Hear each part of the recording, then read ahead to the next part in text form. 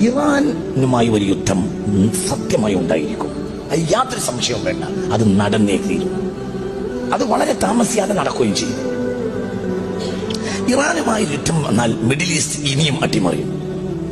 Middle east അട്ടിമറിഞ്ഞാൽ നമ്മുടെ സാമ്പത്തിക സ്രോതസ് മുഴുവനും നശിച്ചു. അതുകൊണ്ട് എക്കണോമിക്കൽ സിസ്റ്റത്തെ കൃത്യമാക്കാൻ നമ്മൾ പഠിക്കണം.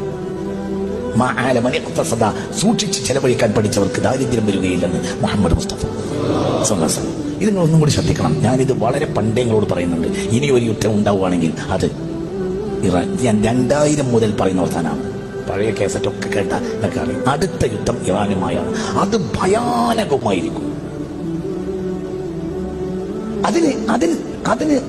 അതിനാരാ ചെയ്യുക? അതിന് മറ്റുള്ളവരാണ് ചെയ്യുക. എന്തുകൊണ്ട്? ഒരു നഷ്ടവും അവർക്കില്ല. നഷ്ടം ആർക്കാണുള്ളത്? പറ, ആർക്കാ നഷ്ടം സംഭവിക്കുക? മുസ്ലിമീങ്ങൾക്ക്. ഇറാൻ ഇനി ഒരിക്കലും അമേരിക്ക തിരിച്ചടിക്കില്ല. ഇറാൻ തിരിച്ചടിക്കുകയാണെങ്കിൽ തിരിച്ചടിക്കുക എങ്ങനെയായിരിക്കും? ഒരു സാധാരണ നിലയിൽ ഒരു രാജ്യം തിരിച്ചടിക്കുകയും പോലെ ഇറാൻ തിരിച്ചടിക്കുകയാണെങ്കിൽ ഖത്തറിലോ സൗദിയിലോ പറ ഉള്ള അമേരിക്കൻ ക്യാമ്പുകളെ ആക്രമിക്കുകയാണ് ചെയ്യുക. അപ്പൊ സ്വാഭാവികമായും എന്തുണ്ടാവും?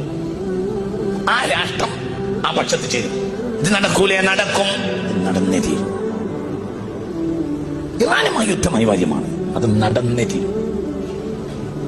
അത് ഫിത്നത്തുൻ അമ്മാഉ സമ്മാഉ അമ്മിയാ.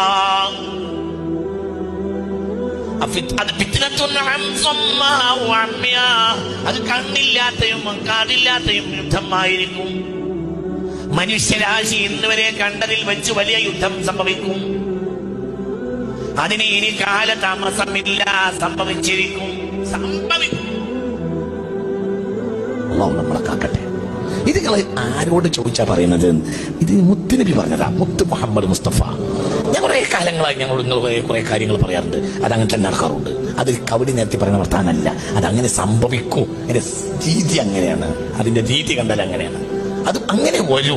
അള്ളാഹു നമ്മളെ കാക്കട്ടെ. അത് സംഭവിക്കും. അത് സംഭവിക്കും. സംഭവിച്ചത് കഴിഞ്ഞാൽ ഇനി മിഡിൽ ഈസ്റ്റിൽ ഒരു യുദ്ധം ഉണ്ടായാൽ ഒരിക്കലും എക്കണോമിക്കൽ സിസ്റ്റം നേരെ നിർത്താൻ കഴിയൂല. അത് ഏറ്റവും ബാധിക്കുക കേരളത്തിനെയാണ്. അനാവശ്യമായ ഷോപ്പിങ്ങുകളിൽ പെണ്ണുങ്ങളെ നിയന്ത്രിക്കണം. ഇന്നത്തെ നമ്മളെ സാഹചര്യം ഇപ്പോഴും നമ്മളെ പെണ്ണുങ്ങൾക്ക് മനസ്സിലായിട്ടില്ല. ഇതിനേക്കാൾ വലിയൊരു വിപത്താണ് ഇനി പറയാൻ പോകുന്നത്. അതായത് ഒരു കല്യാണം ഉണ്ടായി എന്ന് സങ്കല്പിക്കാം. ഒരു കല്യാണം ഉണ്ടായാൽ ആ കല്യാണത്തിന് പുതുവസ്ത്രം തുറക്കാം. അത് അങ്ങനെ തന്നെയല്ലേ പറയും? അത് അടുത്ത ആഴ്ച പിന്നെ കുടുംബത്തിൽ വേറൊരു കല്യാണം ഉണ്ടായാൽ പറ